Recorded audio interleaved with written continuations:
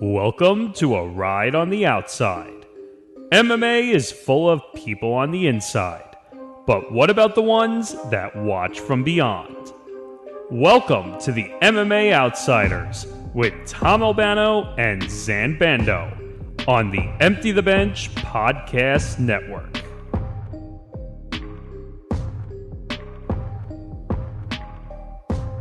Well, hey, it's another episode of the MMA Outsiders with you, Tom Albano, Zain Bando, as always. And Zain, we had quite a bit of good MMA action this past weekend. PFL 6 and UFC Jacksonville both delivering cards that will have all this action that we'll remember for the rest of the year. And even in the PFL's case, a little bit of controversy that will last for the rest of this year.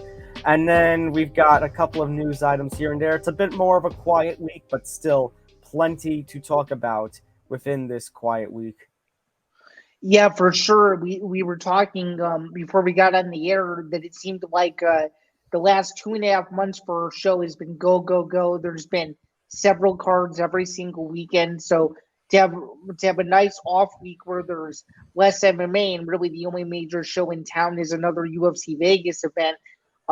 It's pretty nice to see, but we know that the rest of July is gonna heat up to the absolute maximum. Before we get into all of that and more, though, be sure to like and subscribe. Be sure to follow the Empty the Bench Podcast Network everywhere across social media.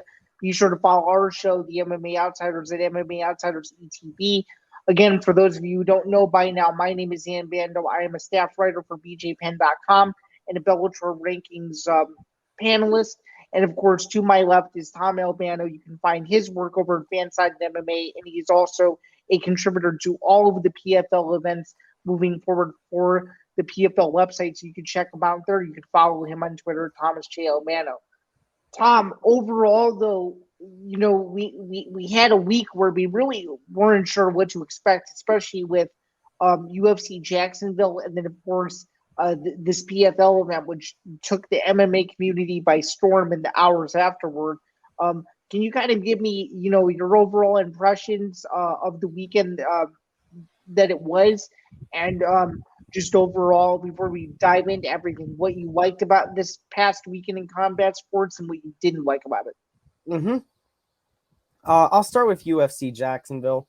So with UFC Jacksonville, I felt that the prelims, they were good, although I can understand why certain people might be a little, might not have liked the prelims so much. The prelims were a little slower paced.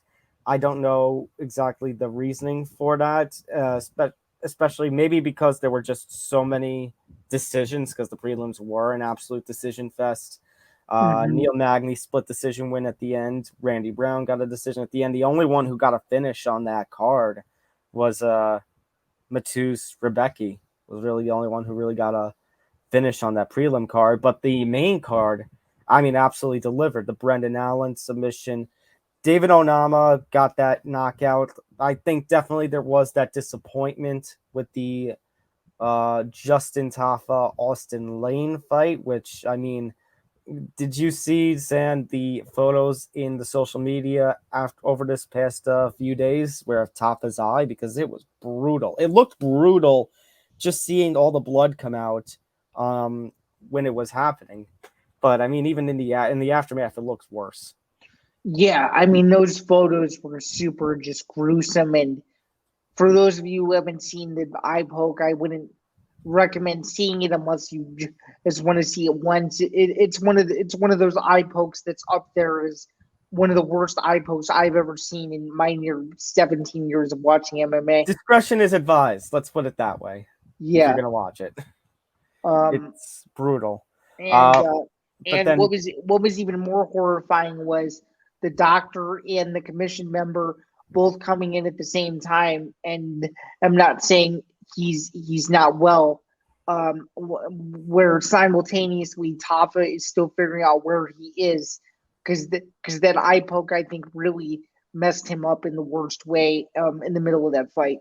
Yeah, I respect trying to give the fighter every opportunity possible to get back into the fight. and I don't think Tafa wanted the fight to end with in the way that it did, but it was pretty clear very early on he was not going to be able to get back in. I understand wanting to give the fighter the full 5 minutes because we constantly say, Zan, even the UFC commentators constantly say that no fighter seems to take advantage of getting the full 5 minutes when an eye poke happens or a low blow happens. But, in a situation like that, it's one of those things where pretty clear the fight's not going to go on. Oh, for sure. And that was a very close fight. When you say so, I thought it was a tough fight to score at that point. What about you? Yeah, it was going to be one of those. It was going to be one of those back and forth kind of fights where they were going to go until somebody drops. That's what I thought it was going to be with Tafa Lane. Unfortunately, well, I was saying unfortunately, I wanted somebody to get gruesomely hurt, but the finish never came. The finish was that eye poke. The finish was the no contest. No doubt about it. And do you think we could see a rematch or no? I want to say yes. I just think the UFC might go in different directions with both guys. I would think so too, but it was on Dana White's. If you don't know now, you know. So that might entice them to try to run it back. That's true as well. That is true. And Austin Lane actually does have previous UFC experience, in a way, being one of the early opponents on the Contender Series for one Greg Hardy. Yeah, he sure was, and that's hilarious to think about, considering where Greg Hardy's career, quote unquote, if you want to call it that, has led him. He's getting knocked out in these miniature boxing team tournaments that I don't even know where they're being held. But yeah, I mean that's where he's at his point in his career. But nonetheless, I thought the co-main and main event were absolutely spectacular on this card. For sure. And big wins from Macy Barber and Ilia Topuria, which we'll get into. PFL, I thought was, you can say biased, but I thought PFL was absolutely fun. I actually was going to side with PFL as the better card for the weekend just because their prelims weren't as decision festy and the main card absolutely delivering. I mean, OAM, another big finish for him as he enters the lightweight tournament. Sabado C, I mean, come on. That might be knockout of the year. As of this point, it's like a close battle for me between him and I want to say Lorenz Larkin's elbow knockout from I think it was January with Bellator or February. Early February because it was Bellator 290. OC's knockout over Lorenz Larkin's knockout 100%. I mean we've seen elbow knockouts before, but not the elbow, the spinning stuff Lorenz did. Yeah. I mean, I'd still put probably C above him though. I would say so too. And then of course the controversy afterwards with Schulte and Manfio and Burgos, which we'll get into all of that. We'll get into more in-depth stuff on all the recapping, but there are two news stories that we do have to get into. And of course, one of them, Zan, is the big fight that everyone is talking about. We wanted to see, I shouldn't say we wanted to see this fight happen, but it's a fight that, is kind of features a couple of big names that has been making their rounds on the interwebs, one more especially so on the other when it comes to the social media platform that he owns. Wait, social media platform that he owns? What fighter owns a social media platform? Mark Zuckerberg and Elon Musk. Got to.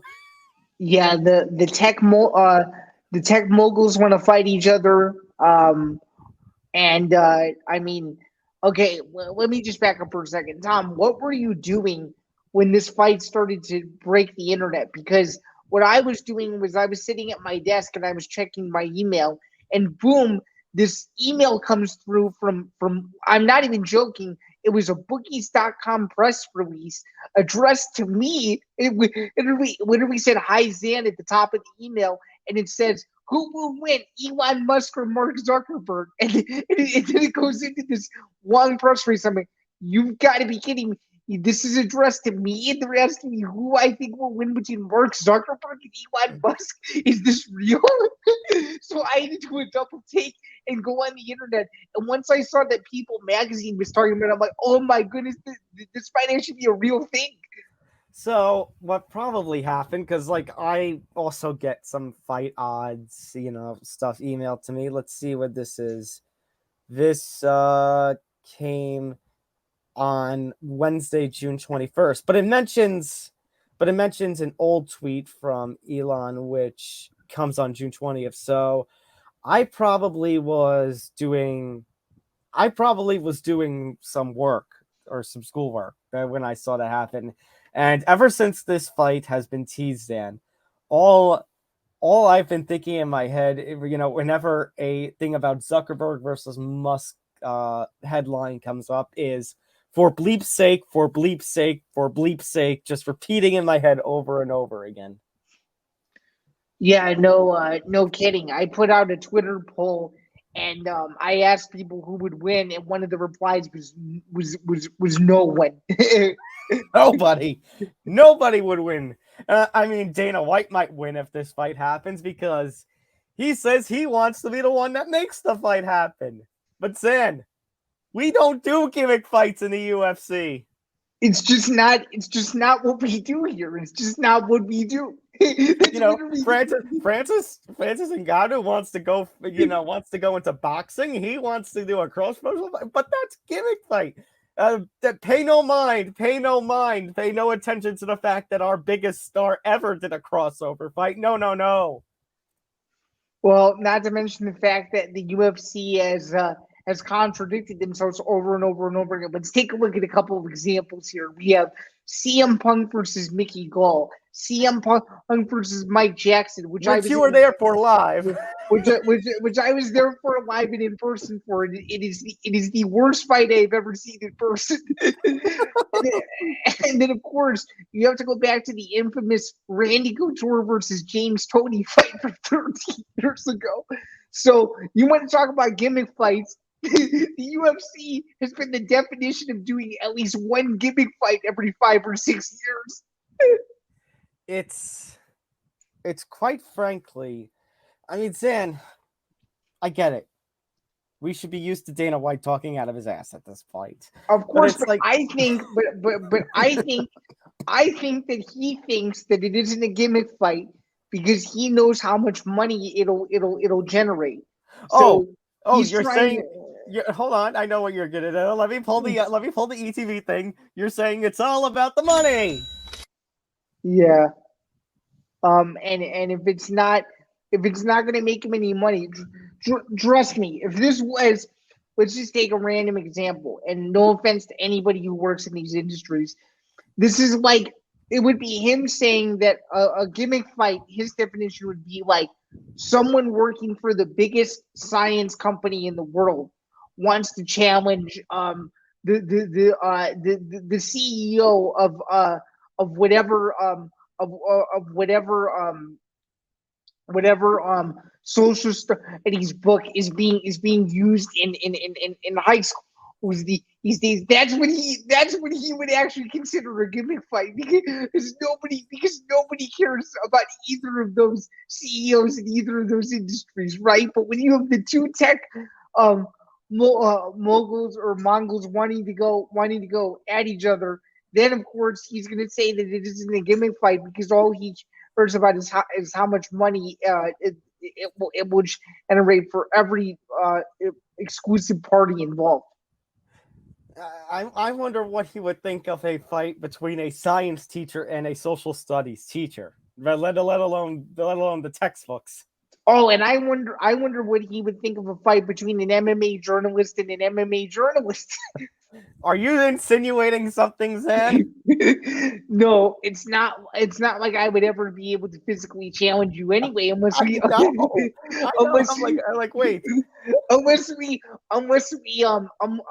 unless we started on the ground and settled the grappling that way.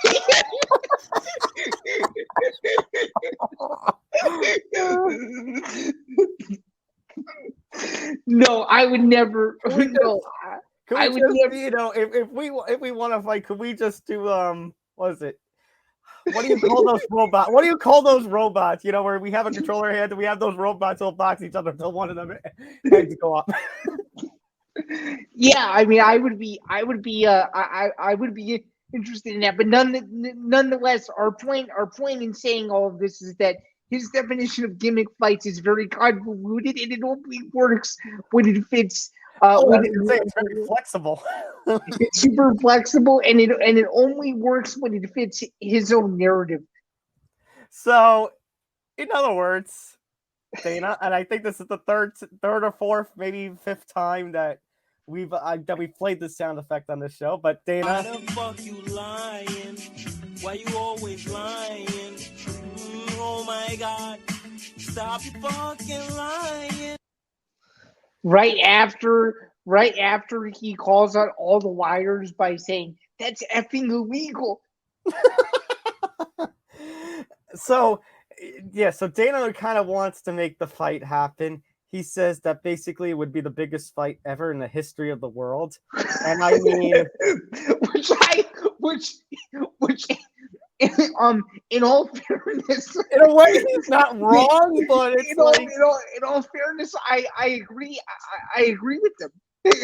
in a way he's not wrong, considering that Mark Zuckerberg and Elon Musk's names go outside the realm of combat sports, and yet at the same time you think of all the greatest fights ever. You think of all the great boxing fights, Hagler Hearns, and you think of your Mike Tyson, Evander Holyfield, like how those fights will go down in history for infamous reasons or famous reasons. You think to all the great MMA fights they had, your Rory McDonald versus Robbie Lawler 2s, your Forrest Griffin versus Stephen Bonners, and we're gonna put Mark Zuckerberg versus Elon Musk up there as well. Yeah, I mean, okay, I just have to ask you a few questions related to this fight, okay? And I want you to be as unbiased as possible. Okay. If you were invited to attend a fight of this spectacle, would you go to the fight if you were asked why or why not? Who is asking me? The promoter of somebody, a place I work for? Yeah, either a promoter or some sort of in that you end up connecting with down the line. Okay, if at the promotion, like if the UFC asks me, I don't know. If I'm being asked to as a means of covering, as a means of getting credentialed, I actually might consider it more, only because it's work. Like, you get what I mean? Yeah. Like I don't get credentials to everything. Right. Okay, I think you're gonna know where I'm gonna go with my answer. My answer is that I would probably attempt to go no matter what. whether I was working, if I was potentially invited to it, if I went on behalf of someone, I would do everything I could to be there, just because I want to see what the spectacle would look like. And to say I was at the biggest fight in the to say I was at the fight dubbed the biggest fight in the history of the world would be something that I could laugh about with my friends for the next 70 years and say that I was there. Yeah, I mean, I guess it's one of those where were you kind of moments, and yet it's also like, I don't know if I want to be there for that kind of fight, just because. But the thing is, you know what I could totally see happening? What could you see? That Zuckerberg versus Musk is the co-main event to a UFC, the co-main event to a fight that more people would want to see, say a John Jones fight or a Conor fight, just to kind of, so just for Dana to say, if you want to pay for that, if you want to, watch that fight and you have to pay for that fight, you got to watch this too. It's a good point. Could you see this happening on UFC 300 if we're really considering that this fight might happen? Don't speak it into existence. UFC 300 Allegiant Stadium. Don't speak it into existence. Don't give him ideas. Could you see this fight airing on Rumble or ESPN Plus? Like I said, I think he's going to try for the biggest platform possible, so he'll try for ESPN Plus. I mean, if it's going to air on Rumble's end, then you might as well make it a slap fighting competition. No kidding. Which, by the way, considering these guys, a slap fight might actually make a lot more sense. I probably would. Okay, so if this stupid exhibition fight were to actually happen, early prediction as to how you would think the fight will go. Is this going to be super boring? Are either of these guys not going to know what they're doing in there? What do you think? I mean, in all fairness to Zuckerberg, he has done Brazilian Jiu-Jitsu. He did compete in tournaments and such, so he has the experience. I think Zuckerberg finishes Musk with a submission in 1 round.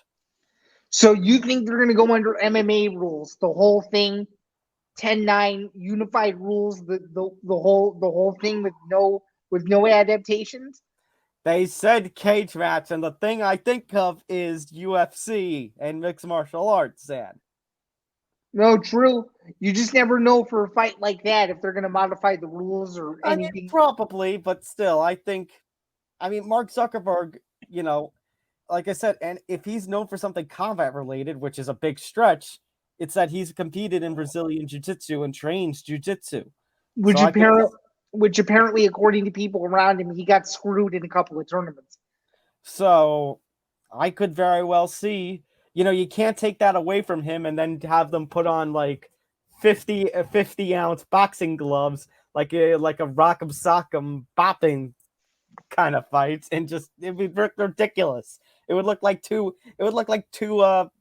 a 10-year-old and an 8-year-old fighting with one another with those big kind of gloves. Watch this somehow be the launch of Zuffa boxing, and it makes absolutely no sense.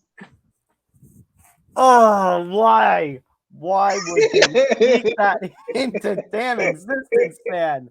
Why would you do that? No.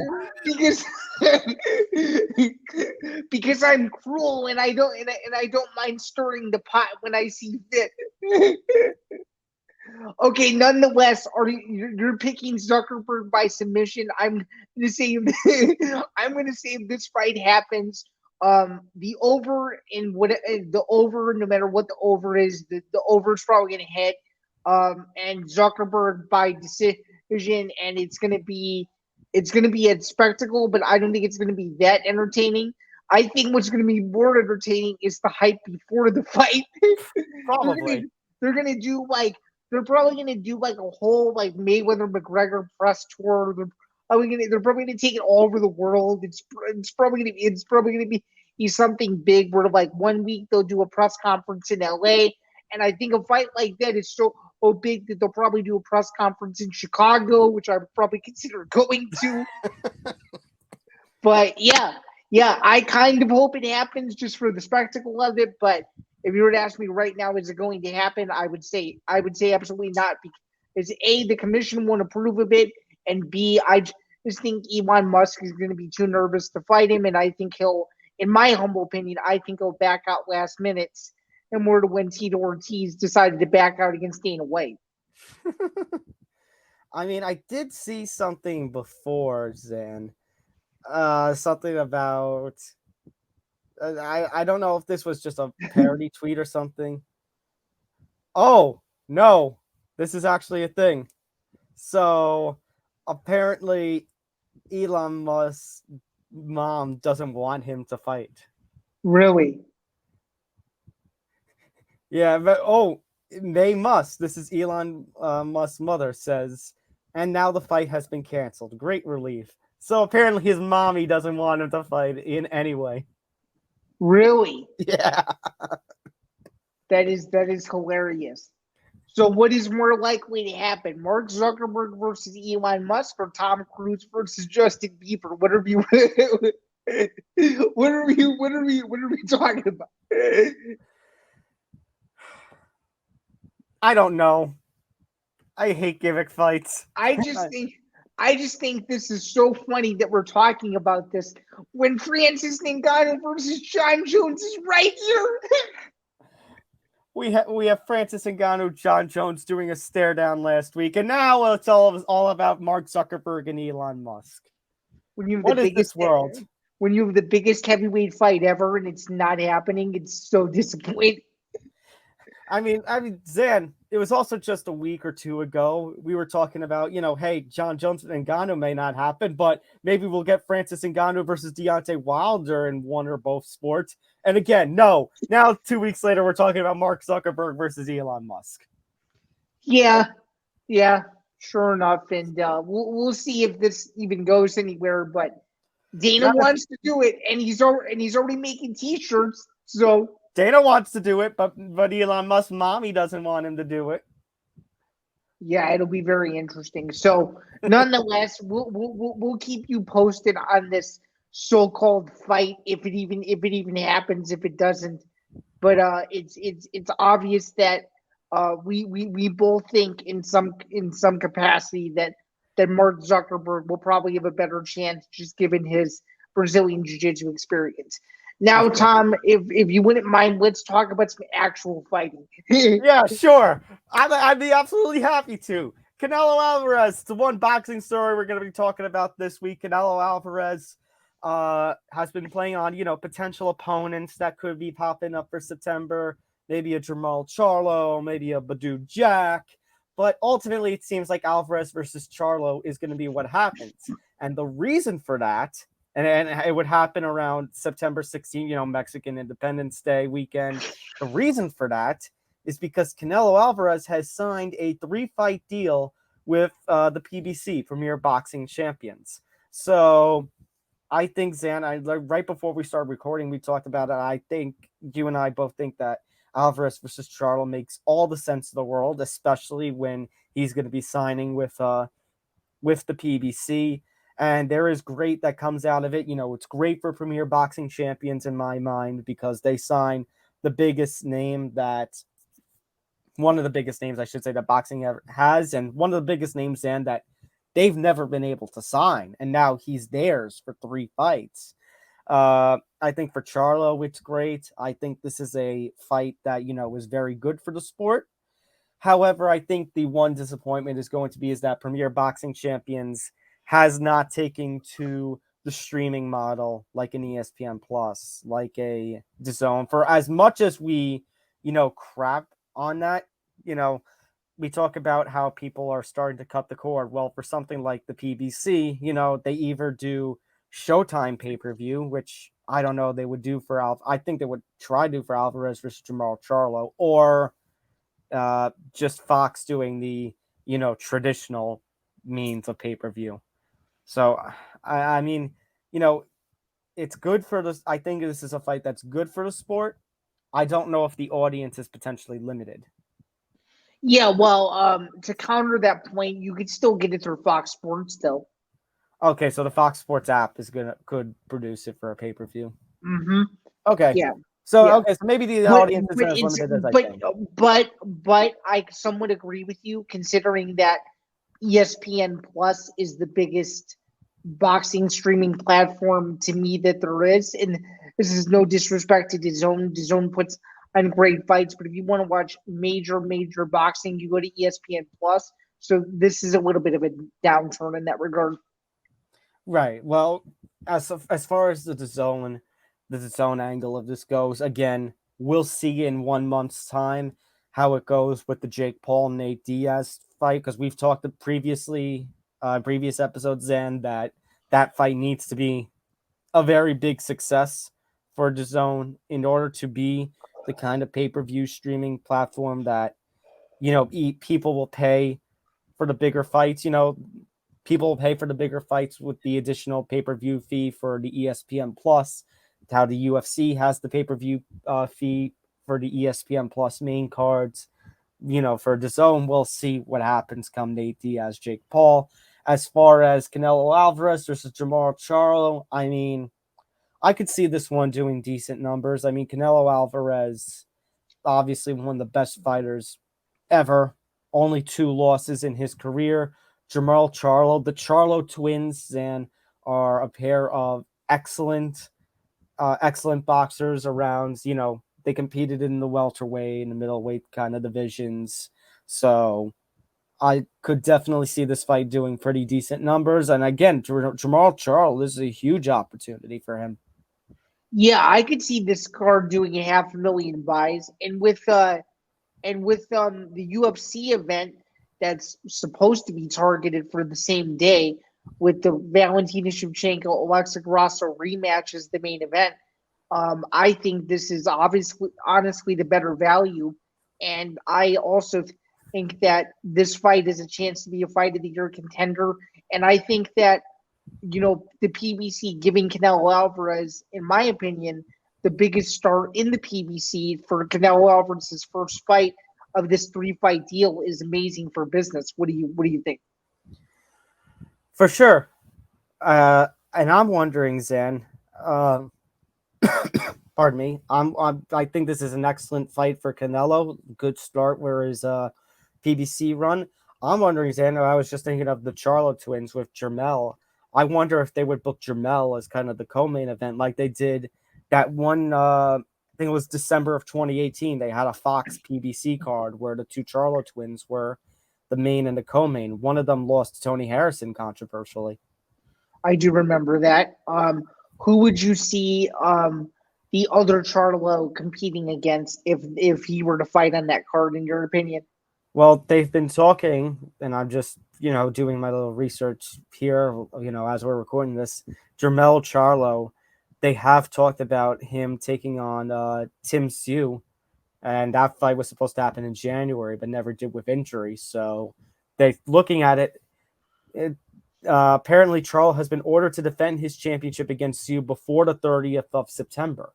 Well, this might be a little last minute because it's September 16th, but kind of makes all the sense in the world to put the 2 Charlo twins on the card where one of them is fighting Canelo. It's true. They're going to have to announce it pretty darn soon in order to make it a reality, though, right? I would assume so, yes, but I would hope that PBC officials are smart and, would be smart enough to do that.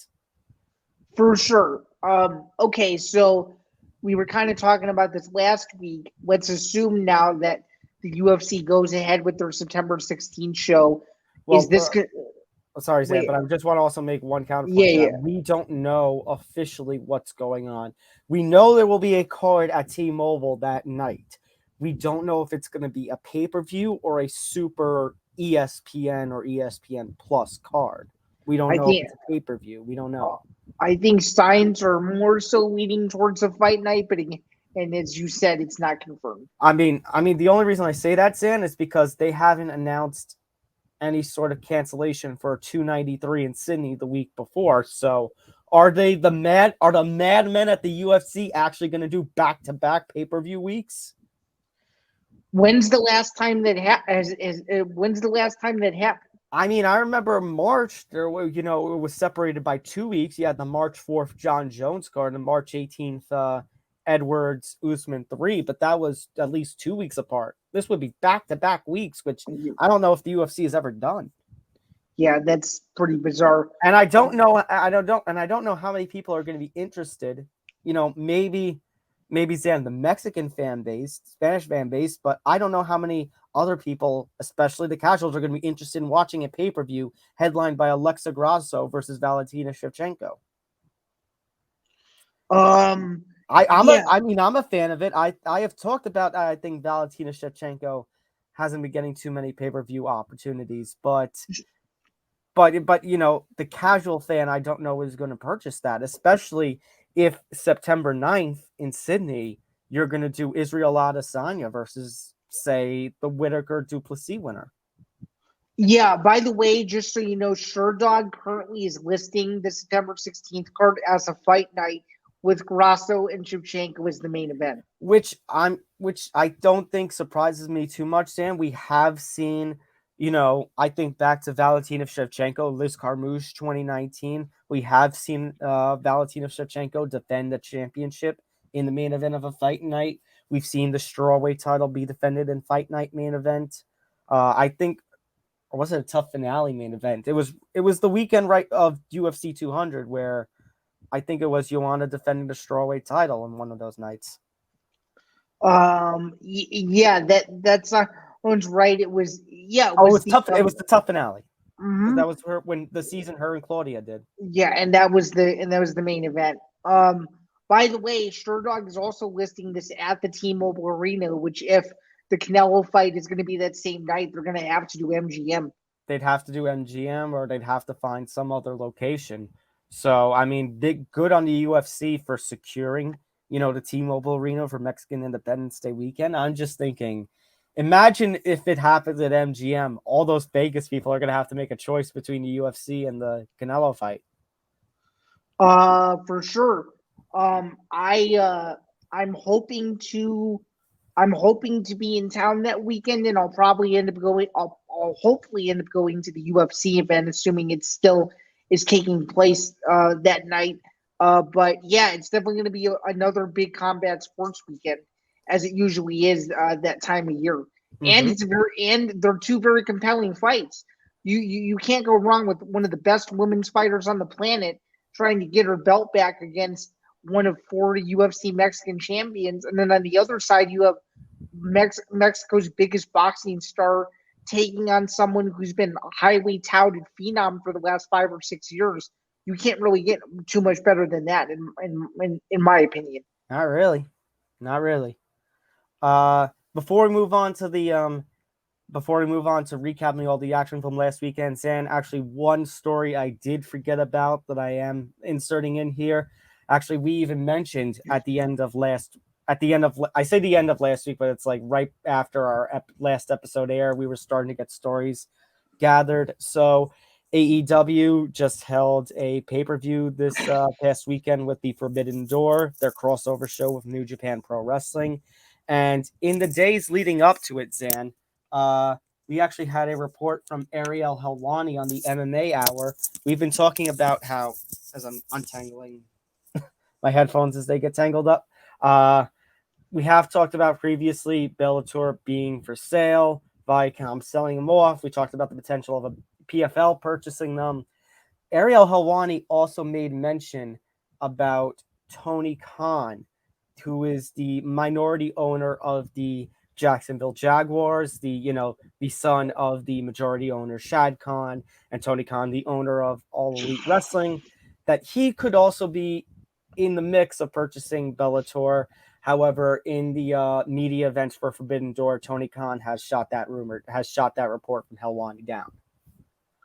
Yeah, I mean, Tony Khan can say whatever he wants to say, but when you have the most trusted man in MMA media in Ariel Helwani saying that Tony Khan, of all people, one of the most powerful people in sports ownership, period, is considering a purchase, that probably means that something's up that he can't publicly talk about, which is why he's denying it from a PR perspective.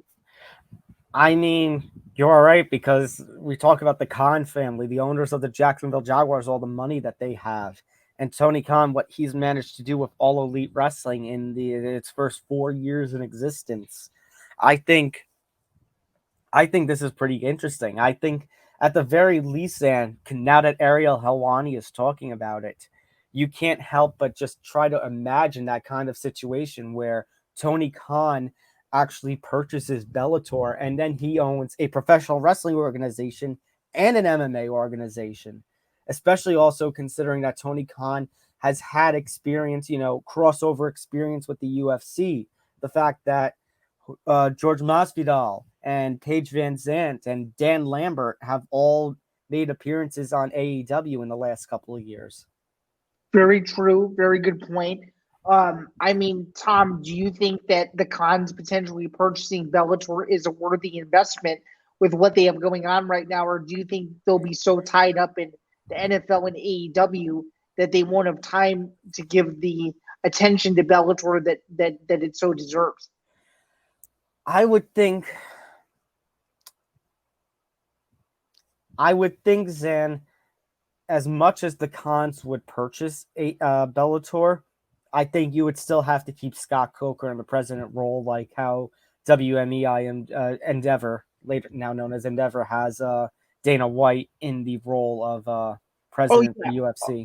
Oh, yeah. I don't think they would get rid of Scott Coker. I mean, it's obvious for me being in Bellator 297 that Coker doesn't want to do anything else. He loves the trajectory of Bellator. He loves the roster that he has.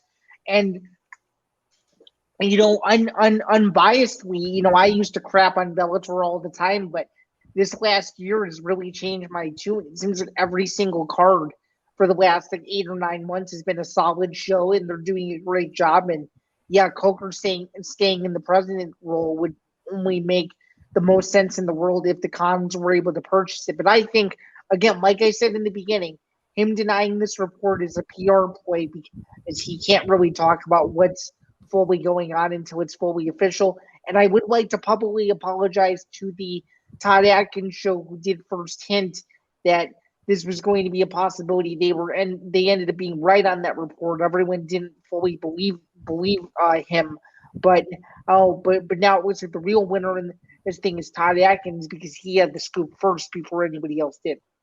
Yeah, for sure. I remember people shooting him down, credentialed reporters shooting him down, including myself. Yeah, saying that that they were hearing nothing about Bellator being purchased. Originally when the PFL rumors were starting, and of course that's basically spiraled. The one thing I want to point out though, Zain, especially for those who aren't familiar with AEW's product or professional wrestling in general, the thing that does concern me about Tony Khan purchasing Bellator is Bellator typically does their shows on Fridays and Saturdays, which AEW has television for. They do AEW Rampage Friday nights at 10 p.m. and they do AEW, a new show just recently that premiered, AEW Collision on Saturday nights on about 8 p.m. Eastern time. The reason I bring that up, Zain, is because I remember, again, in early days that Nick Morganson and I, way before we started doing Empty the Bench, we did another show in which we were doing a show during the times where there was rumors about Vince McMahon purchasing the Carolina Panthers. And I remember saying the one downside I see to that, the Carolina Panthers would never play on Monday Night Football because then Vince's team essentially would be playing against Monday Night Raw. And Vince is, you're not going to stack your own competition up against one another. No. So my issue is going to be, how are they going to, because the other thing I can see with a purchase by Tony Khan of Bellator is I could see Bellator moving to Turner. I could see him moving to TNT and TBS if Tony Khan purchases it. Which I actually think would be better for Bellator's business. How about you? I could see it. I mean, it's gonna feel disappointing not being able to get another network television, a network television thing like they did with Bellator 290 when it was on CBS. The first non-UFC network TV card in years. It would be a disappointing, but I could definitely see something like, I think Tony Khan, if he purchased Bellator and Scott Coker, I think they'd be willing to sacrifice the prelims, have them on YouTube, and have the Bellator main cards air on Saturday nights right after Collision ends, because Collision goes from 8 p.m. Eastern to 10 p.m. Eastern on Saturday nights, and use Collision as a lead-in program, basically. Yeah, but another issue I would have too is once you get into March and March Madness, how would all of that happen? Yeah, because AEW's schedule does get very screwed up during March when March Madness is going on and the NBA playoffs is going on, which it also leads me to my other concern about them is, unfortunately, Zain, I wouldn't rule out the possibility that if they go to Turner, if Tony Khan purchases Bellator and they go to Turner, I could see a return to the Thursday night slot like they were with CBS Sports. Yeah, I do remember the CBS Sports days, that's for sure. And that's when it was super frustrating because if you didn't have DirecTV, you weren't able to get CBS Sports Network. Thankfully, I was one of the lucky ones who was able to watch all of that stuff. But for other people it was hard to keep up because because not every provider carried CBSN. And actually, So- the more I think about it, Zan, the more I'm thinking they might, if Tony Khan purchases Bellator, he might throw it on Thursday nights because then he'd have programming Wednesday, Thursday, Friday, and Saturday. I mean, would it be good for Bellator as a promotion? That's though? the thing. I don't, I think of MMA cards and combat sports cards in general. I think Friday night and Saturday night and sometimes Sunday. I don't think of Thursdays. No, I don't think of Thursdays either. I could see Wednesday nights though. But he has Dynamite. Yeah, that's a little hard. Unless he moves Dynamite to the Thursday slot. Well, no, and then unless Bellator becomes exclusively a streaming promotion too. I don't know if they would, like, they do a deal with YouTube and they just stream on YouTube. Yeah, either YouTube or they make like their own version of Bellator. They make their own version of Fight Pass, basically. Which, by the way, Bellator needs that because they don't have a clear library where you can go back and watch every single event. I know. I wish Bellator would have that. Yeah, that's what I'm saying. Maybe they do. That's the other thing. And we've seen Tony Khan purchase, like, he's purchased Ring of Honor to have, the Ring of Honor video library, which was another famous independent promotion. So I'm wondering if maybe he would do the same for Bellator to have the Bellator librody. He could definitely afford it. That's for damn sure. I mean, if he's able to afford, all the licensed entrance music, like Carry On My Wayward Son and Final Countdown, he could purchase the Bellator video library. Of course. And honestly, I didn't even know where you would find the Bellator video library minus the sporadic fights on YouTube. So yeah, I don't either. Yeah. By the way, just so you know, Zan, in the middle of that we're recording this, I literally just got an email from the same, person I get odds, from sportsbook odds. And here's the headline: Must Zuck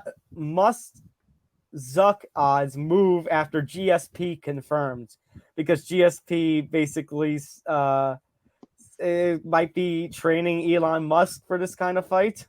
Yeah, that sounds right. God, I hate this headline. I know. All right, let's get into the actual fight. So PFL, as I mentioned earlier, terrific card, but a lot of controversy stemming from that. Yeah, Natan Schulte versus Raush Manfio. And these two, former lightweight champions. This looked like it would be a really fun fight on paper. The thing is, Schulte and Manfio both didn't really want to fight one another. I don't know who, one of them is the godfather to the other's child. I don't know who was the godfather to whose child, but there is that godfather connection between the two. They kind of are family in a way. And so they didn't want to fight one another. And so you noticed, if you watch the fight, that they are very light with one another. It almost seems like it's more training in a way. And both corners, and the PFL broadcast pointed this out, both corners didn't say a word to either fighter. And not even when they were icing them down and in the corners between rounds, neither corner said a thing. And I even noted on Twitter while I was watching the fight, it was so quiet in that arena, you could hear a pin drop. The only sounds that were coming from the arena were the movements of the fighters and the commentary from Sean O'Connell, Randy Couture, and Kenny Florian. Yeah, I mean, it certainly looked like there was kind of a lot going on the Twitter sphere in regards to concerns around that fight. To be 100% transparent, I missed the entire fight. So when you messaged me saying, "Oh, this is a candidate for worst fight of 2023," I had to look at what you were talking about. And sort of, I'm like, "Oh, this doesn't look good at all." And then to find out that I messaged you that in the moment. I messaged you that as the fight was going on. I know. And then I looked it up though. So yeah, and then Schulte versus Manfio. Both fighters were suspended by the PFL, basically saying that they didn't, fight in the kind of spirit that you should in a regular season format with $1 million on the line. So both are out. Shane Burgos, who won his fight during the card, but missed out on the playoffs on tiebreaker because he only got a decision win and he lost to Olivier Aubin-Mercier earlier in the season. He is now, as a result, in the playoffs, take on Clay Collard. Yeah, which is where he should be. I felt bad for him the most until all this stuff came out. Yeah. So I will also give some transparency. As we said at the beginning, I work for the PFL, and so I'm going to limit the commentary I can say in this because I don't want to, I don't want to come off with any conflict of interest. Like sometimes me and Nick Morgeson will rag on is conflict of interest situations with ETB, or we'll sometimes state with, certain MMA promotions. So I'm going to be very limited, let's say, in what I will say here. It's fair. I guess it's time for me to give my take on this. Yeah. I mean, this fight is the ineptitude of what you don't want to see happen in 2023. That's number one. Number two, the PFL is doing exactly what it said it would never do, which is something like this. And personally, I think, just my opinion, regardless of how bad the fight sucked or not, that doesn't matter. I don't think you should suspend a fighter for winning a fight. Counts as a win on his record. He won the fight regardless of how boring it is. He should be advancing in the tournament. Did it look a little weird? Yes, but it shouldn't take away a fighter's potential livelihood to win the most money that they've ever made in their professional career. And that's just my opinion on that. I'm happy for Shane Burgos, but I do think the PFL needs to reevaluate their playoff criteria, because if they're going to do this for this fight and they see another fight that looks similar and they do the same thing, it's now becoming more subjective than ever and not objective. You're not looking at the fight holistically. You're looking at it from an action standpoint and how it could drive viewers and what have you. I understand that. But to say that you're going to suspend them when one of these guys won the fight, because you have to pick a winner at the end of the day, to me, it doesn't make sense. And I think this could have been handled a lot better. And OAM said it best. When you have two guys that are fighting that are from the same gym, there's going to be some stuff going on personally that's going to mess with their psyche going into the fight. And when you see text messages, coming out from both guys, or kind of saying, "Oh, I'm not going to hurt you for such and such reason," that leaves a red flag for concern. And I think it's disappointing that the Georgia Commission did not look into this further, because neither guy was going to be suspended commission-wise, as far as I know, or have anything taken away. No. So the Georgia Commission has stated they are not going to suspend either fighter other than any usual medical suspension. Yeah, which I find even weirder, because if the Georgia Commission watched that fight and noticed that neither corner was speaking to either of their fighters, in my opinion, if I was on that commission, that would be cause for concern from my point of view. And that's just how I view it. Now, I should also clarify something. The PFL, for their regular seasons, they will look to book the best kind of fights possible, regardless of how it might affect the playoff picture later. So sometimes we'll get to see, sometimes have results, San, in like 2 weeks ago when we saw Jesus Pinedo shock the world with his knockout of Brendan Loughnane. Or we'll see, Amber Labrock and Larissa Pacheco, who are 1 and 2 in the women's featherweight rankings, how they fought in the co-main event last week. My point is, these two were two former lightweight champions who knew each other very well. So here's my question for you, Zan. Who do you put blame on more? The fact that Schulte Manfio, PFL, knew they're from the same gym, knew their kind of relationship, knew their familial kind of bond, and forcing them to basically fight one another? Or do you criticize Schulte and Manfio, especially for kind of some stuff that we talk about, Zan, when it comes to, say, Aljo and Marab in the, hey, if for $1 million, I would punch the hell out of you. The fighters in this case, I mean, they know they're going to fight each other. They know they'll always be friends, but at the end of the day, they're in a business where that's what they're getting paid to do. Do you think? No, because you say they're friends. Does it change a little bit in that they have a little more familial connection in that one is the godfather to the other's child? Oh, 100%. It almost feels like a bit of a conflict of interest when you paint it in from that angle as well, which makes it even more bizarre, in my opinion.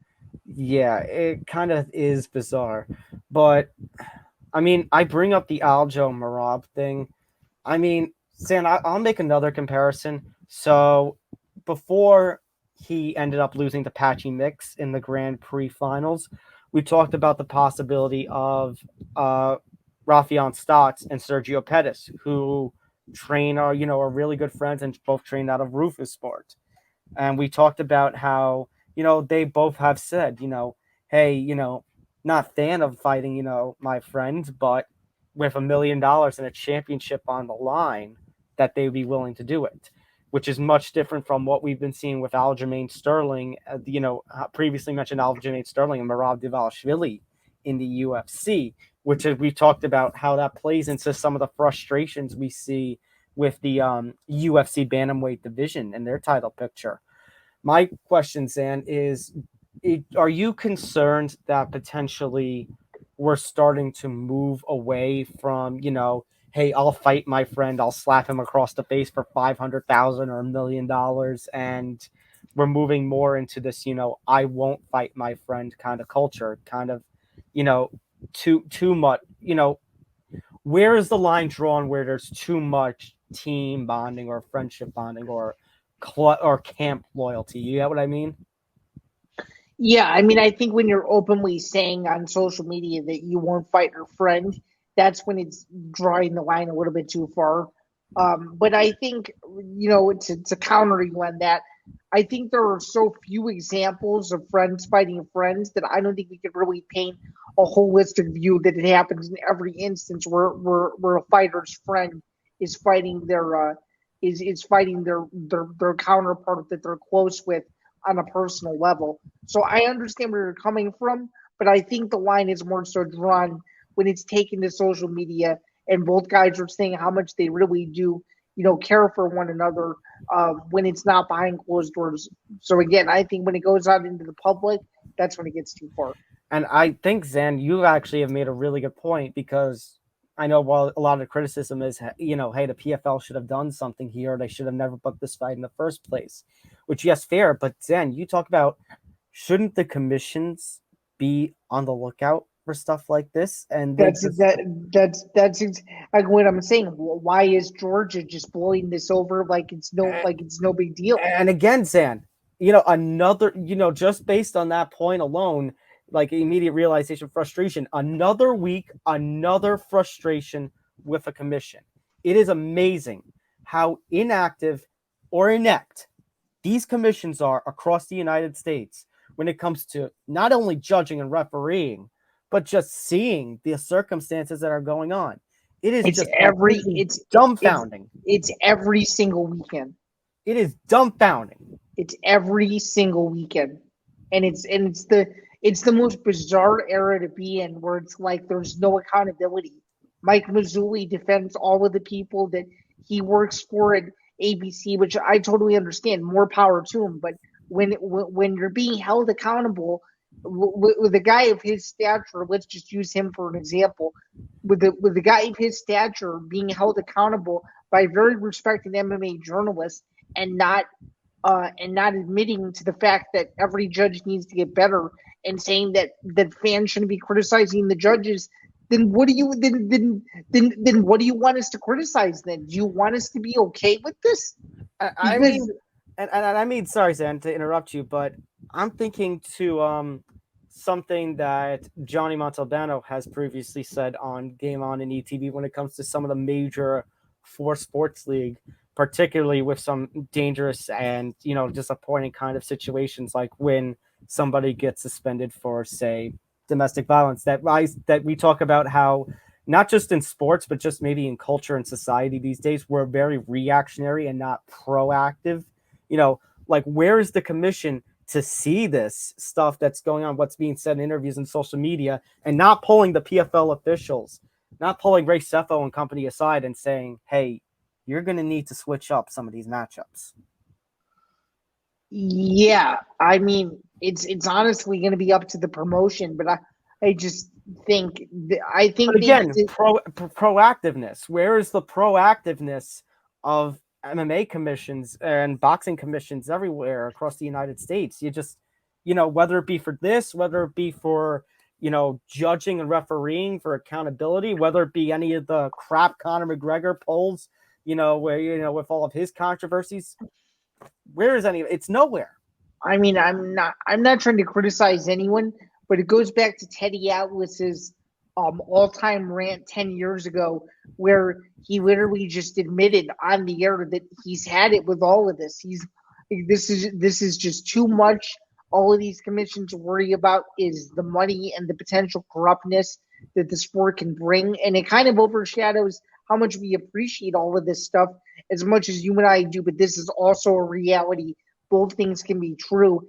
And I think the more that we speak up about it, the more that they're going to have to do something about it. But for it to happen every single weekend in the year 2023, when there's the advantages of replays and technology and even artificial intelligence, that all of these things are still happening, it's pretty mind-boggling to me that all of these mistakes are still being made 30 years, within the last 30 to 40 years, almost every single weekend. It's unbelievable. It's almost like they're still living in the 1960s. It's really bizarre.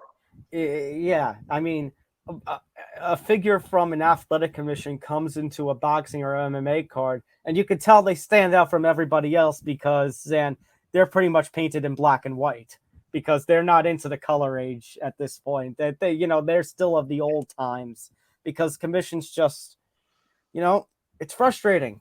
But it's like, why not put these judges in an enclosed area in an arena with TVs, with commentary away from the rest of the fans and watching? Right. Why don't they do that? Why don't they have referees, when a controversial, choice happens, that they let a fight go too long or too short, or, or a certain ruling is made that affects the outcome of a fight? Why aren't they held accountable? If they miss a fence grab, why aren't they held accountable? If there are fighters in the media saying that, they're not going to fight one another, and the commentary team of the PFL knows ahead of time that neither corner is going to say anything to their fighter in the middle of a fight, where are the commissions to do something about it? They just sit back there and relax and just let everything play out. It is amazing that the commissions, you're right that they only care about the money, Zan. And yes, money is one part of it, but you know what? That's only about 20, 30% of their job. The other 70% of their job they don't do. Yeah, no kidding. I guess to conclude on all of this, and it's amazing to me that in 2023, and I'm sorry, I know some people aren't an advocate for it, but I really do think open scoring in every single state in this country would change the entire sport. I really do. Like the four major sports. In all four major sports, we know who's winning every single game that we see on TV. There's no reason why we shouldn't know who's winning every single fight we're watching on TV as the fight is going on. I think that's only going to go so far, Zan, because, I understand what you're saying, but I think that's only one part of it. No, I know. The other part of it has to be, oh, hey, we noticed already that one judge's scorecard is very controversial, as the fight's going on. That's fine. That's one thing. But it's another thing to hold him accountable, to have him go in front of the commission or do an interview where he or she explains his reasoning for the card and the scoring of each round. It's another thing to have a referee actually explain a controversial call. And if the commission isn't willing to go all the way with accountability, then the continued BS will just rage on throughout mixed martial arts. Well, yeah, and then the lack of access that these commission members give to us fellow media members for us to ask them these really tough questions is astonishing to me. It actually is. Like, it's really astonishing that these judges don't make themselves readily available to explain what their scorecard actually means. How is it that you and I are sitting in two totally different states on two different sides of the country? I guess you could say you're a little bit further east than I am, but how is it that you and I could sit in our houses in two different states and judge fights better than the three judges actually sitting cage side in the arena getting paid to do exactly that? And again, the thing is about these recent fights, and where we have questionable scorecards, is it's not even newbie kind of judges who are new to main events or championship fight. These are experienced judges with over 30 years of experience in boxing and in MMA. Major championship fights, I might add. Mm-hmm. It's unbelievable. And it's probably going to happen this weekend too. So there you go. I mean, of course, the next UFC card's in Vegas, so wouldn't be surprising. All right. Let's move on. A little happier news coming out of the PFL. I mean, Sabadusi, if this doesn't win knockout of the year, then Sam, we have more knockout highlights coming at this point, because without a doubt, he said in the week leading up to this fight, Sam, in the pre-fight interviews and such, he said he wanted to produce a viral moment during his fight. Well, mission accomplished, Mr. C. Yeah, he looked absolutely outstanding, and that's one of the greatest knockouts I've ever seen. And the way Shane Mitchell fell was even more shocking. But he's definitely someone where if you didn't know who Sabadusi was a week ago, you without a doubt know who he is now. And you don't even have to follow MMA to have seen that. That was all over SportsCenter and all the major sporting news networks. I mean, that became a life of its own after he threw that kick. Yeah, and I mean, he got 2 finishes during the regular season, so he's going into the welterweight playoffs. I want to say he's the number 2 seed, I think, in the brackets. I mean, he's coming off of 2 finishes, a third round and a second round finish. I want to give, I mean, Zan has all the potential in the world to repeat as champion. Oh, for sure. You were asking about his seed in the playoffs right now. I'm gonna look it up. It wasn't off the top of my head. I'm gonna look it up really quick. I see it. Actually, no, he's the number 3 seed with 9 points. I mean, that's gonna lead to my thing, Zan, is that he has all the potential in the world, but he's got some tough competition. Magomed Karamov, who's the 2018 PFL welterweight champion and fell just short of the 2021 title. He could have been the 2019 champion, but he ended up having to pull out in mid-playoffs. I mean, he's the number 1 ranked fighter here. He's very dangerous. He's a favorite. I think he's my favorite to become a 2-time champion. You got Carlos Leal in the mix. Actually, C is going to have to fight Leal in the opening round of the playoffs. And then you got Magomed Umaladov. I mean, Zan, this is 12 points, 11 points, 9 points, 9 points. These 4 fighters, Zan, are proven finishers. So the welterweight scene in the PFL postseason is going to be absolutely fun. Oh, for sure.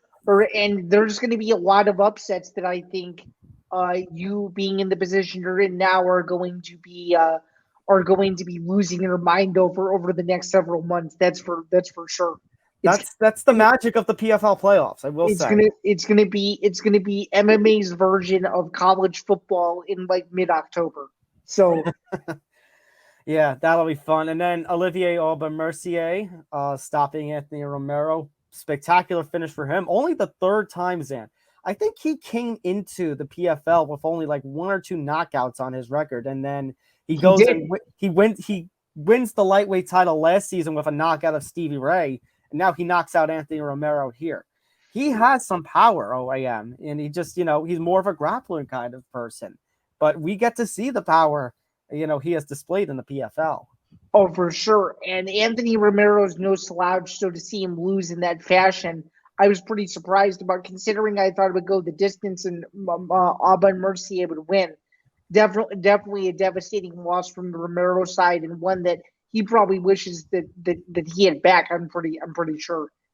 So as we mentioned, Clay Collard is going to take on Shane Burgos. The other fight is going to be OAM, who is going to become a defending repeat champion, taking on Bruno Miranda. Yeah, that's gonna. I think Miranda versus Alban Mercier could be the fight of the entire postseason. It should be definitely a back and forth fun kind of fight. Just to quickly go through, by the way, for everyone who kind of wants to know what the brackets are going to be. Light heavyweight, you're going to have Josh Silveira taking on Ty Flores, Martin Hamlet taking on Impa Casagnage, who Zain now is being followed by on Instagram. Yes, sir. Impa Casagnage. Just to correct you there. But yeah, you can keep going.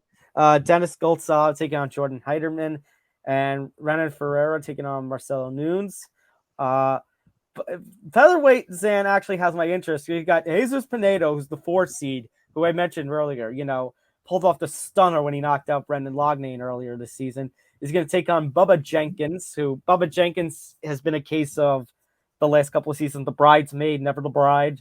Finally has the opportunity to become a champion. But on the other side of the bracket, could you imagine if Bubba Jenkins loses that fight too? That would be like a string of just bad snake bitten luck. Yeah, really. But he's going to have some tough competition if he makes it past Pinedo anyways, because that would mean in the finals he'd meet either Gabriel Braga or the 2021 PFL featherweight champion Movlid Kebulev. I'd rather see that. I mean, Zain versus Jenkins. Yeah, and Movlid, Zain. I mean, how many times over and over again do we see that 10-second running knee knockout of crap? His name just went right out of my head. He's been an unfortunate finish victim in the PFL. Oh, Damon Jackson. Yeah, who now also follows me on Instagram, by the way. Oh, that's right. He did all you do. It was Damon Jackson who followed you. Impa followed you, and who was the third? Oh, Sabatini, my fellow Rider alum. Yeah, Pat Sabatini. And then women's featherweight, as I mentioned, it's going to be Larissa Pacheco taking on Elena Kolsnik, and then Marina Maka. I never know how to pronounce her last name. Marina Maknakina taking on Amber Leibrock. Yeah, I think it's going to be Leibrock versus Pacheco in the finals. What do you think? I mean, it would be fun to see if Leibrock can get revenge on Pacheco after Pacheco just completely bulldozed her a couple of weeks ago. For sure. And I think we get a lot of people talking about a potential Kayla Harrison return if Pacheco could win that fight. Unless Kayla Harrison leaves for Bellator free agency to chase the Cyborg fight. But again, I say week in and week out, is Harrison willing to go down to one? Actually, I mean, this is now a 145 division, and so, I mean, if Kayla Harrison wants to come back, women's lightweight doesn't exist right now in PFL, and Cyborg's a 145. Is Harrison going to be willing to drop to 145 again? Is the question. That might be the biggest story in women's MMA going into 2024. Is that exact question, the weight issue? Yeah, and it's something that's because Kayla Harrison's on the sideline, not really being talked about. Mm-hmm. All right, let's get into Jacksonville. Okay. All right, Ilia Topuria. I mean, destruction. I can't believe Josh Emmett survived to the end. His face looked so beat up after that. I'm disappointed more so in Mark Goddard that he didn't stop the fight after the 4th round. Oh, Zain, look, it's another commissions issue. I mean, did you see how badly Emmett was getting beaten up in the 4th round? Again, I know Emmett's a tough SOB.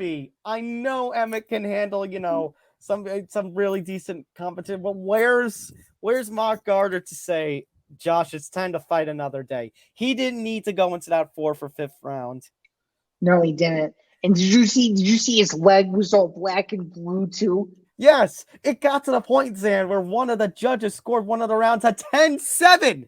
A 10-7. Which we never see. A 54. Oh, and then also, did you see the stat that Emmett's been a part of a 50-42 scorecard when he won and a 50-42 scorecard when he lost? That's absurd. It is absurd. It really is absurd. I mean, granted, whoever scored the round 10-7, I mean, not wrong. Not it was right. definitely, I could definitely see a 10-8, 10-7 for multiple rounds. Just Mark Goddard. And you would expect somebody like Mark Goddard to be better, better judgmental than that. No, I agree. But very impressive performance for Ilia Topuria. In my opinion, the best uncrowned UFC champion at the moment. And I think he and Volk, if they ever fight, would be absolute fireworks. Oh, I was going to say, this kind of performance, Dan, I mean, that puts him in the title picture at this point, doesn't it? Oh, without a doubt. So do you think if Max Holloway beats Korean Zombie, the next fight Holloway versus Topuria. I mean, again, Holloway's run through everybody. Tapuria's a new face. You have to book that. Yeah, and I mean, if Holloway beats Topuria, then that just goes to show you how good Alexander Volkanovski is, because if Topuria loses to Holloway, we have to have a fourth fight, right? Of course. That's exactly what I'm saying, which was my whole point of my April column for one of a journalism class, is that Max Holloway's just working out there in the wings. UFC, what are you doing? What are you doing? You have to do it again. What are you doing? Speaking of delivering in a big way, Zan, Macy Barber has now won 5 in a row, finishing off Amanda Ribas during their co-main event in Jacksonville, and a very quiet 5 in a row. I might add. I know. I was going to say, well, people are, she's back after all the downturn that's had with Macy Barber and all the concerns. I mean, she's delivering in big ways, so it's time to give her, the bigger fights at this point, I would say. And she beat Dana White's Golden Goose from 2020 in Amanda Ribas. So there you go. He was all high on her after she beat Paige Van Zandt. I don't even remember that.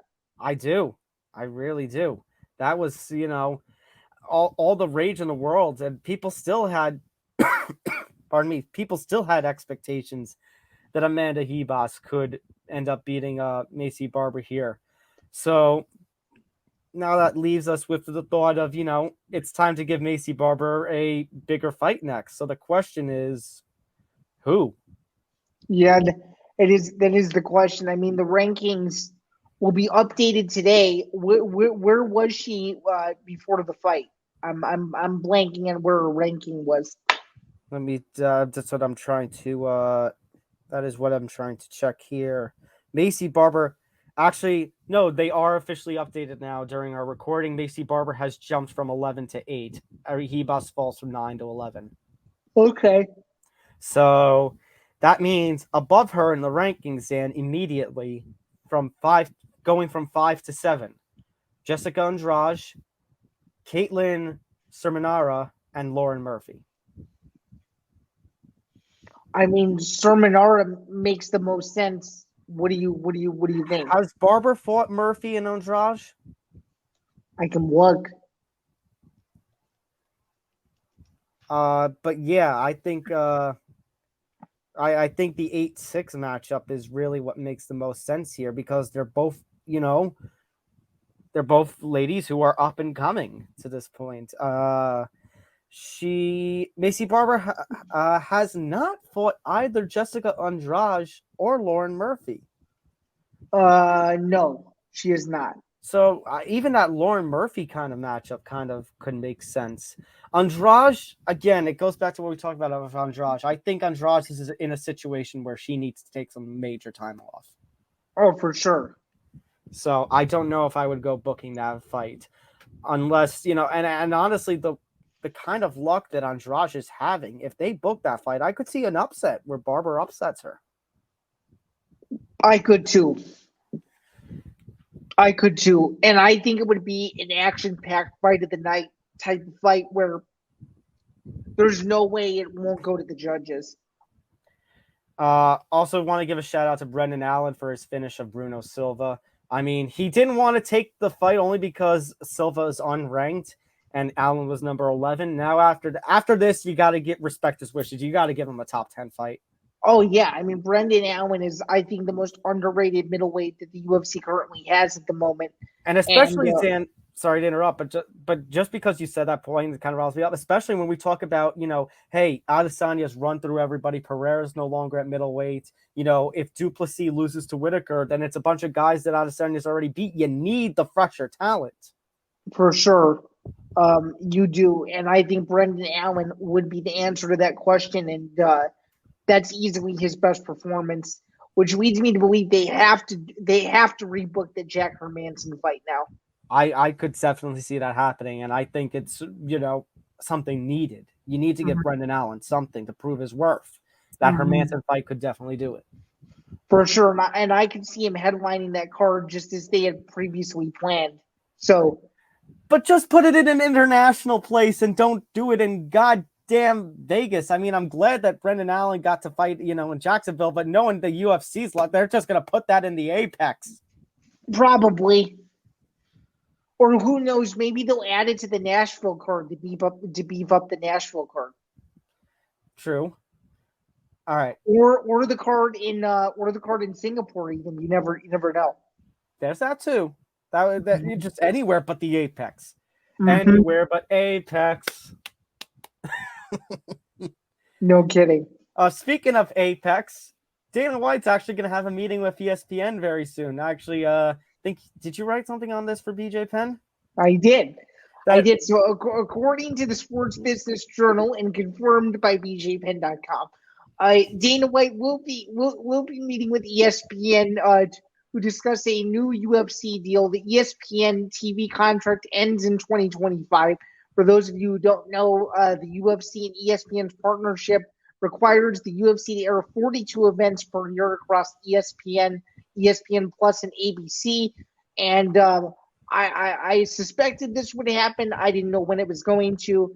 I think this is good for all parties involved. But the one thing I will ask, if I could be the genie that changes anything, is can you guys please, for the love of goodness, change your subscription tier? It would be so great if you could purchase ESPN Plus and be able to get all the pay-per-views in your bundled subscription. It would make our lives so much easier, like pay a premium tier package where you get all the pay-per-views up front at the start of the year. That way you don't have to purchase them over and over and over again.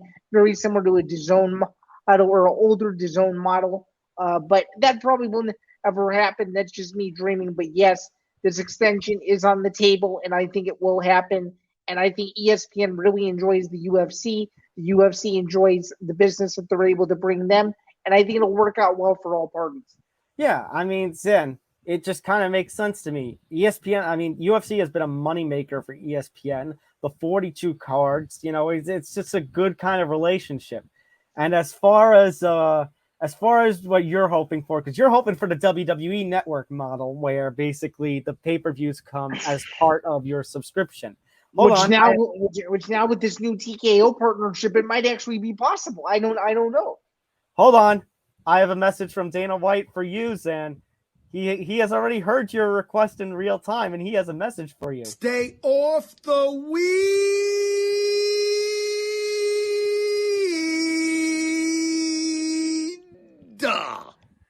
You think ESPN and UFC are going to get rid of that? Yeah, wait, what did you say, Sam? You want a higher pay-per-view price? You want $85 for a pop per pay-per-view? Sure. Yeah, I can't. I can't dream. Apparently, it's okay. It's okay. It's okay. Sorry to give you the reality check. No, I know. All right. Before we go, we do have a UFC Vegas card. Yes, we're going back to the Apex. It's Sean Strickland against Abusupiyan, Magomedov, Avis Magomedov, Dana White claims that nobody has wanted to fight Avis Magomedov, and Sean Strickland has stepped up to do so. For sure. Before I get into the breakdown of this fight, I just want to shout out and send my thoughts and prayers to all the UFC interns that have to try and promote this fight. It's one of the biggest fights to start the month of July. I don't know how they're going to spin it this time, but I'm very curious to see what they're going to do.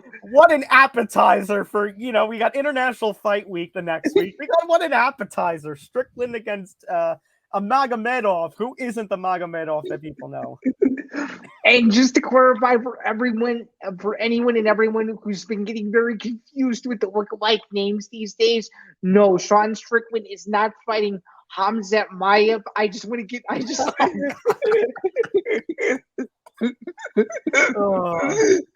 the way, for those who don't know, Hamzat Mayev fights for Brave Fighting Championships. Won his debut in Brave. It looks exactly like Hamzat Mayev. So there you go. Zain, let's just put it simple. Are you giving Abus any shot at beating a ranked fighter like Sean Strickland? No, I think Sean Strickland is going to win a decision unless somehow the fight looks really sketchy and something happens in the middle of it that changes the outcome. No, I think Strickland out-wrestles Abus, and I think he wins a decision 49-46 on all three judges' scorecards. What do you think? I just don't know how you go into this UFC main event off of one fight against Dustin Solfus. Who's 1-3 in his last 4. I mean, he fought in PFL's 2018 season, but, he's barely fought since. So I'm going to go with Strickland on the experience alone. If Strickland loses this fight, I mean, Strickland should just never be in title contention ever again. No, I know. I agree. By the way, an early start time this week, 4 p.m. Eastern, 1 p.m. Pacific. And, of course, because the UFC is going to UFC exclusively on ESPN+. Yeah. 1 week after giving us an ABC card, we're back to ESPN+. Is it 4 p.m. prelim time or 4 p.m. Eastern main card time? No, 4 p.m. Eastern prelims. Okay. Just to clarify. But I think that's going to do it. So next week, Zain, I think our show's going to air on the 4th of July, so we'll have a very patriotic style episode, I guess. Yeah, or if we decide to end up airing it on July 3rd, based on what either of us have going on, I'm open to either idea. But nonetheless, we will have a very festive episode for episode 45 around the 4th of July festivities, where, of course, we will be festive in 2 ways, Zain. 4th of July and International Fight Week. For sure. So it's 4th of July for everyone else. It's the UFC's version of 4th of July with International Fight Week for sure. And, of course, it's a massive card. We'll get into all of it. Volkanovski and Rodriguez at the top. Before we get out of here, though, be sure to like and subscribe. Be sure to follow the show everywhere across social media at MMA Outsiders ETB. Follow the network at ETB Network. Again, for those of you who didn't get the memo earlier in the episode, my name is Zain Bando. I am a staff writer for BJPenn.com and a Bellator MMA rankings panelist. And to my left is my longtime co-host and former outlet partner, Tom Albano, who is a contributor at Fansided MMA and also contributes to every PFL card moving forward, especially for the rest of the season. So stay tuned on all of his work there. You can follow me at ZanBando99, and you can follow his work at Thomas J. Albano. That's going to do it for this edition of the MMA Outsiders. For Zain, I am Tom. We'll see you next week. Take care, everyone. Take care, everyone, and be Joe Piper. Be Joe Piper.